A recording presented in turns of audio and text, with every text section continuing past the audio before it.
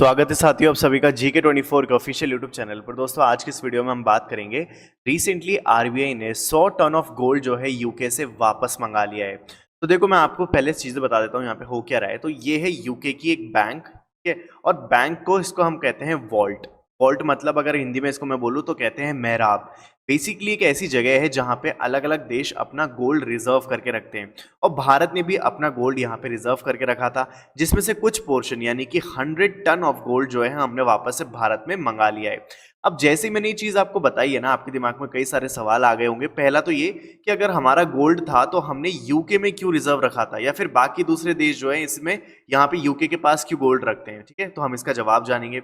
दूसरा ये तो वही यूके और इंग्लैंड है ना जिसने हमारे ऊपर राज किया, तो फिर हमने इनको गोल्ड क्यों दे दिया, तो ये भी हम जानेंगे। तो इस तरीके के कई सारे सवाल आपके दिमाग में आ रहे होंगे, तो आप उनको एक बार के लिए जो है थोड़ा सा रोक के रखिए, क्योंकि आज की इस वीडियो में हम सभी के जवाब देने वाले हैं। तो चलिए शुरुआत करते हैं और जानते हैं कि आखिर हुआ क्या है। तो सबसे पहला आपका सवाल जो है यही होना चाहिए कि आखिर आरबीआई अपना जो गोल्ड है वो अब्रॉड यानी कि दूसरे देश में, और वो भी इंग्लैंड में ही क्यों रख रहा है। देखो तो सबसे पहले देखो 1990 और 91 के अंदर ना फॉरेन एक्सचेंज क्राइसिस आया था, जिसके चलते भारत ने 405 मिलियन डॉलर के एक लोन को सिक्योर करने के लिए बैंक ऑफ इंग्लैंड के अंदर अपना एक गोल्ड का रिजर्व यानी पोर्शन जो है यहाँ पे मेंटेन करके रखा था।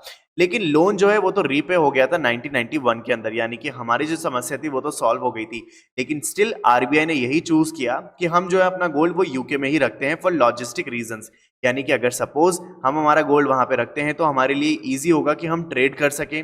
दूसरा, हम स्वैप में भी एंटर हो सकते हैं। देखो क्या हुआ इसका मतलब, आज के टाइम पे डॉलर जो है ना वो डोमिनेंट रहता है पूरे वर्ल्ड के मार्केट्स में। यानी अगर आपके पास अगर डॉलर है और अगर आपके पास गोल्ड है तो दोनों ही एक बात होती है। तो आप इन दोनों को जो है यहाँ पे ट्रेड के लिए यूज कर सकते हो। यानी कि अगर आज आपके पास अगर आपको किसी दूसरे देश के साथ ट्रेड करना है तो या तो आपके पास होना चाहिए डॉलर या होना चाहिए आपके पास गोल्ड।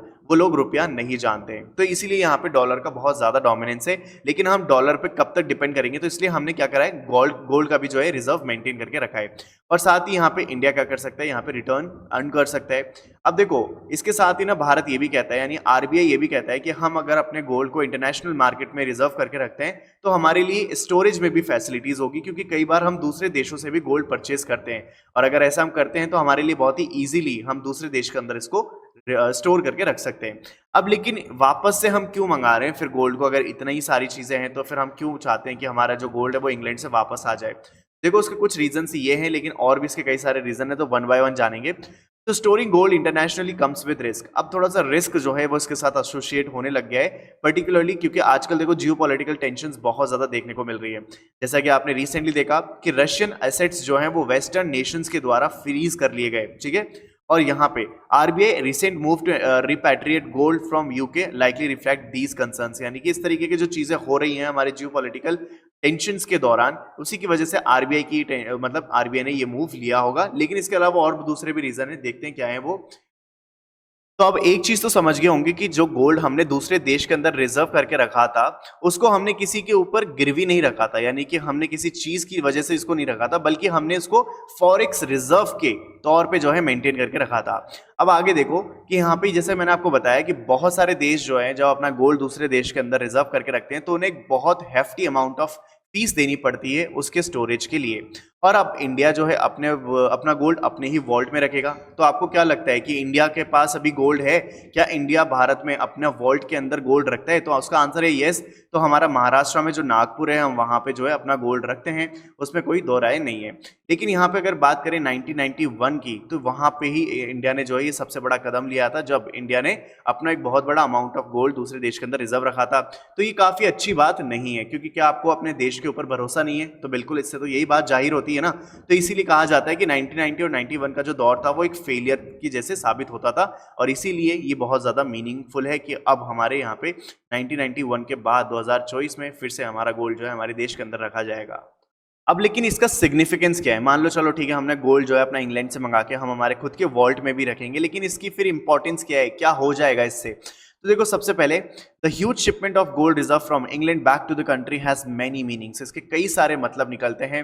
चलिए एक बार देखते हैं इंडियन इकोनॉमी के पर्सपेक्टिव से। सबसे पहले कॉस्ट सेविंग इनिशिएटिव, जैसा कि मैंने आपको बताया कि यहाँ पे आरबीआई जो है वो बहुत बड़ा स्टोरेज फीस जो है वो देना नहीं चाहता बैंक ऑफ इंग्लैंड को, इसीलिए हमने जो है ये वाला कदम उठाया है। तो पहले हमारा क्या होगा, कॉस्ट सेविंग होगी। दूसरा, expressing confidence in the Indian economy, यानी कि अब जब पहले हमने हमारा गोल्ड कहीं दूसरे देश के अंदर रिजर्व करा था तो उसका सिंपल सा मतलब ये था कि हमें हमारे देश की इकोनॉमी पे भरोसा नहीं है, कि हो सकता है कभी इकोनॉमिक क्राइसिस आ जाए, तो उसकी वजह से हमने क्या करा था, अपने गोल्ड को दूसरे देश के अंदर रख दिया था। लेकिन अब आपको भरोसा है अपने देश के ऊपर, तो आपने क्या किया कि अपने देश के अंदर वापस से गोल्ड को मंगा लिया। तो यहाँ पे ये इंडिकेट करता है दैट इंडियन आरबीआई जो है अब उसका कॉन्फिडेंस बढ़ रहा है इंडियन इकोनॉमी के ऊपर। नेक्स्ट आते हैं possibility of additional gold repatriation. Pulling back gold from a foreign land can potentially mean the RBI strategic approach to managing foreign exchange reserve, यानी कि यहाँ पे आरबीआई जो है फॉरेन एक्सचेंज रिजर्व जो है वो मेंटेन करके रखना चाहता है, और साथ ही जो हमारे यहाँ पे गोल्ड की जो प्राइस होती है, यानी इन्वेस्टमेंट होता है, जो ट्रेड होता है, उसके भी हमें जो क्या है बैलेंस ऑफ ट्रेड मेंटेन करके रखना है। इसी के चलते जो है आरबीआई ने ये स्टेप लिया है। तो बस आज की वीडियो में मुझे आपको इतना ही अपडेट देना था कि हमने आखिर यहाँ से यूके के बैंक से क्यों अपना जो गोल्ड है 100 टन वो क्यों मंगाया है, इसके क्या रीजन थे, क्या पूरी कहानी थी, वो मैंने आपको आज समझा दी। तो आई होप आपको वीडियो अच्छी लगी होगी। अगर अच्छी लगी तो सब्सक्राइब करना चैनल को, और अगर आप किसी एग्जाम की तैयारी करें तो मेक श्योर कि आप GK24 और vocab24 एप्लीकेशन को डाउनलोड जरूर कर लें, क्योंकि दोनों ही एप्लीकेशन आपको इंग्लिश और आपको जीके और जीएस यानी कि करंट अफेयर की जो प्रिपरेशन है उसको बहुत ही आसानी से आपको प्रिपेयर करने में मदद करेगी। तो आप इसको डाउनलोड कर लेना, इसका लिंक जो है डिस्क्रिप्शन बॉक्स में मैंने दे रखा है। मिलते हैं जल्द अगली वीडियो में।